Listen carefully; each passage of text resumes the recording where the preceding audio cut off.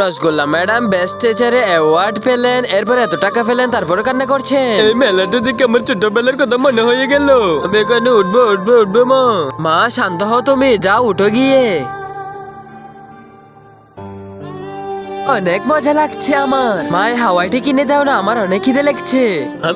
আরে লাড্ডু আমার হাতে রেখো, ছেড়ে যেও না। গুড্ডু তুই কই? মা গুড়িয়া, আন্টি আপনার গুড়িয়া তো হারিয়ে গিয়েছে। Rasgulla madam I am sorry, আমরা তো জানি না আপনার মা এখন কেমন আছে আর কি হালে আছে। মা আমার কেমন জানি মনে হলো আমার মেয়ে আমাকে ডাকছে।